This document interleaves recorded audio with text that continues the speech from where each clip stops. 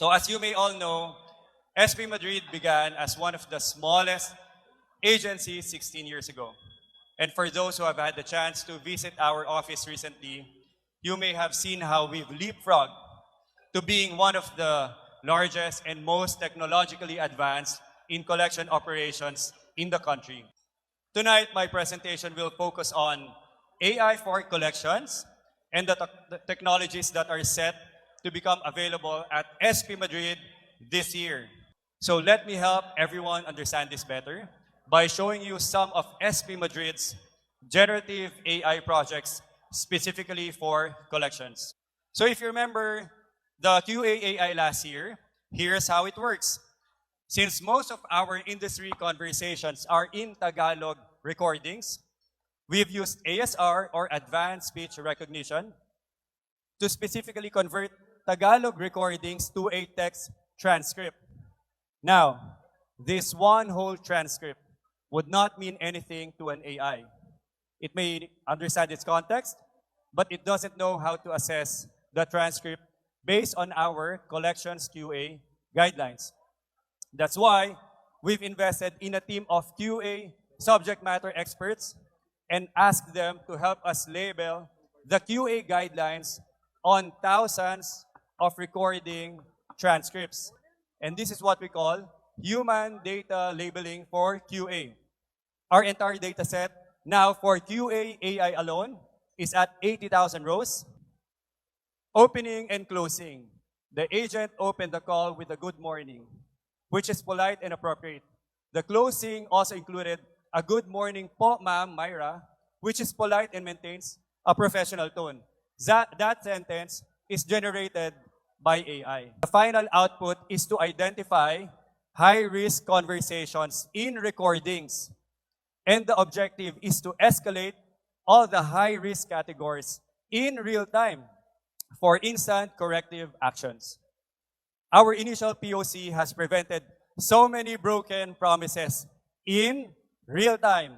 Take note, prevent BPs in real time, not 15 days, not 30 days, in real time, and increase our conversions conservatively by 30%. Now, knowing about the basics and power of generative AI for our industry, we started working on 3 major challenges in our collections industry. First, how to use AI to improve the quality of recruitment.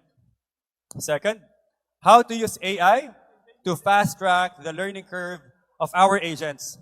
And third, and most importantly, how to use AI to stay sustainable in a highly regulated industry. As a disclaimer to everyone, 100% of our implementations undergo either user consent approval prior to any AI deployment and client approval as well. So let's proceed with the first one.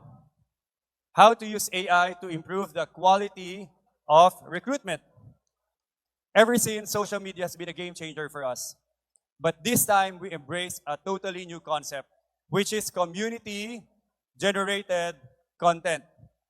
The idea is that our TikTok content shouldn't be produced by the company anymore.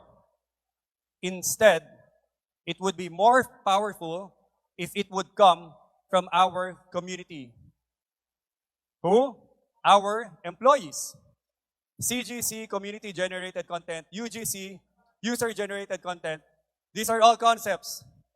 And all concepts are easier said than done. So, instead of telling our recruitment team what to do, I did what no one can imagine at that time. Today is day 1 ng TikTok vlogging. So, So, objective ko, mag-video lang for the next 90 days. So, may na-realize lang ako, kung 90-day challenge siya, why not gumawa tayo isa pang challenge on top of the 90-day challenge? Gagawin din natin 1,000 video challenge. Alam nyo, Jay, Jonathan, Shelo, nafe-feel ko may matinding magical na mangyari kung magawa ko tong 90-day challenge na 1,000 video.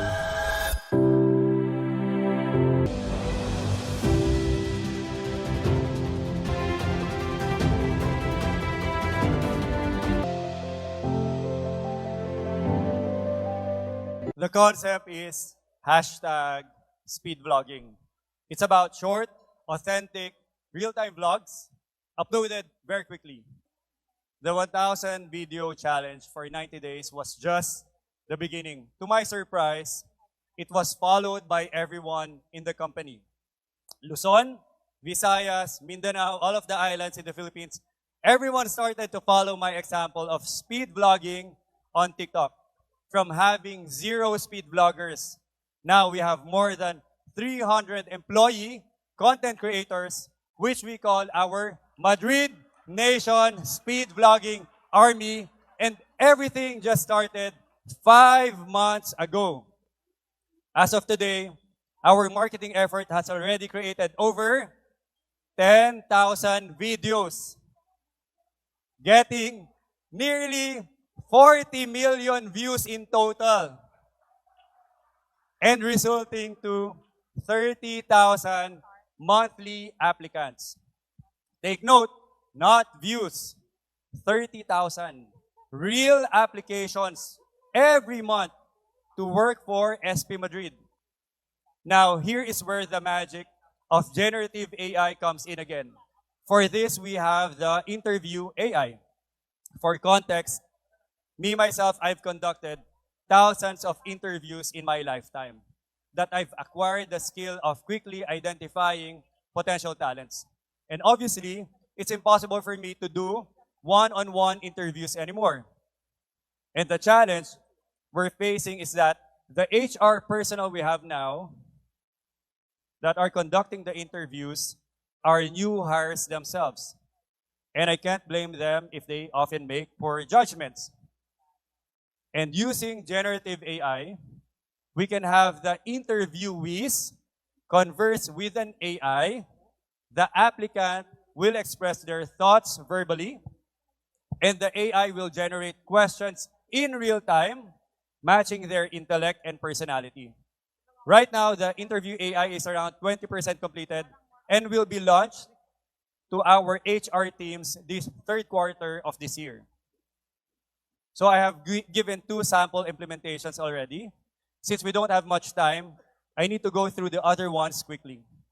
The next industry pain point is for the slow learning curve of our agents. For this one, we have real-time coach AI. It listens to agent call-outs in real time. It provides scripts in real time. Make sure everyone completes their PIDs, helps agent handle objections, and even the AI can signal if it's time to start closing the deal. Next is escalation AI, where conversations are evaluated in real time and notify senior teams if escalation is necessary. Next after that is disposition AI, where the AI does all of the encoding of status for the agent and saves them valuable productive time, allowing them to make more calls, more money daily. Coach AI, escalation AI, disposition AI, all are in POC stages and will do an official launch by third quarter of this year. Next is feedback AI. Feedback AI's job is to provide a post-call analysis of an agent's performance. Feedback AI will give them insights on what they did right or wrong based on our standard negotiation guidelines. Feedback AI is 60% completed and will be fully deployed by third quarter of this year. And the final industry pain point is how to use AI to stay sustainable in a highly regulated industry. For this, we have QA AI. This was mentioned earlier, but I just want to highlight that QA AI is an omni-channel AI. It can do audit not only on the calls, even 100% of the chat, text, and emails sent by our agents daily. Another major announcement, which is a non-AI initiative, SP Madrid is gearing up to acquire its PCI DSS compliance. This is actually a big deal, guys, either by the end of this year or early next year. The PCI-DSS would be one of the biggest projects yet to ensure long-term sustainability and for SP Madrid to meet global benchmarks. It's about time we hold our first ever collection tech conference, and we are planning to do it this coming October this year. Please attend. We are going to showcase more tech projects for collections. There's AI for legal processes, AI for field processes, AI for our collection pipeline analytics, AI co-pilots for our recovery officers when they visit our office, and definitely so much more. We will send an invitation soon. Now for an added bonus to the future of collections,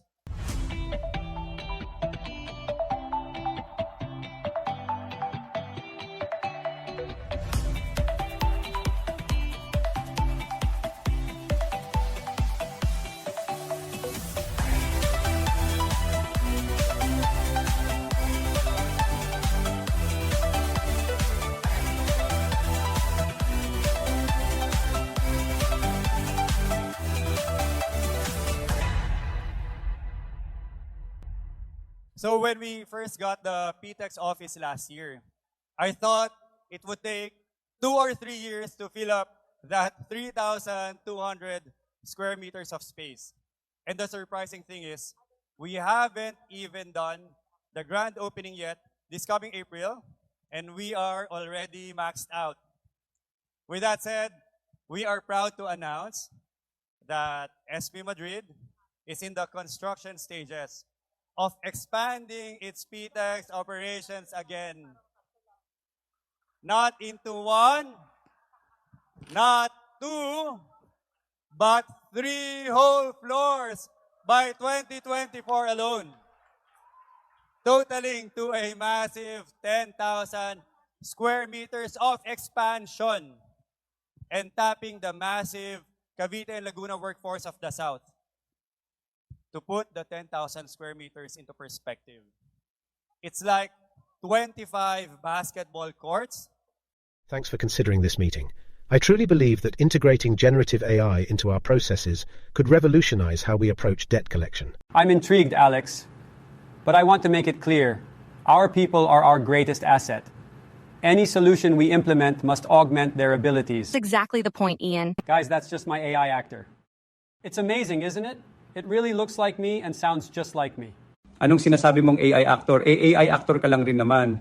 Guys, huwag kayo maniwala dyan. Ako ang tunay na Ian Madrid. Huwag kayo maniwala sa dalawa na yan. Lalo na dyan sa nakaitim. Puro kalokohan lang mga lumalabas sa bibig niyan. Anong puro kalokohan? Ikaw nga itong mukhang robot eh. Huwag ka na magsalita pa. Ako ang tunay na Ian Madrid. Ako nga ang tunay na Ian. Ako ang tunay na Ian. Ang kulit-kulit mo, ako nga ang tunay na Ian. Guys, huwag kayo mag-away. Pareho kayong hindi totoong AI actor. Ako ang totoong Ian Madrid.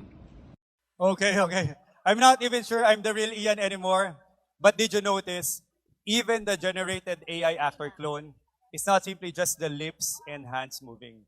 There's even mannerism, eye movements. They're all generated to match the emotion and emphasis of my message. Now, if I can generate my own AI actor clone, generate a script using large language models, then my clone can become an expert in any topic, right? Now, I'm supposed to start with these operation programs first. This major bottling shed. Let's do something a little more fun. How about combat training?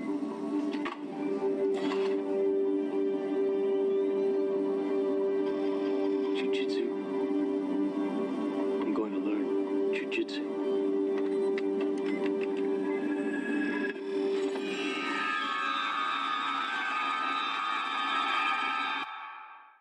The Byzantine general's problem elegantly illustrates the complexities, phasing out fossil fuels and shifting to renewable energy sources like solar with neuroengineering. This field applies engineering techniques to understand Pag-aralan ng iba't ibang investment options tulad ng stocks, bonds, mutual funds, or real estate. Isipin mo, grabe, sobrang fan ako ni Taylor Swift. Alam mo ba, ever since lumabas yung first album niya, hooked na ako sa music niya. But why stop there? Why limit it to English and Tagalog? Why not conquer the world. You wanted to know what the Matrix is, Neo? Trinity.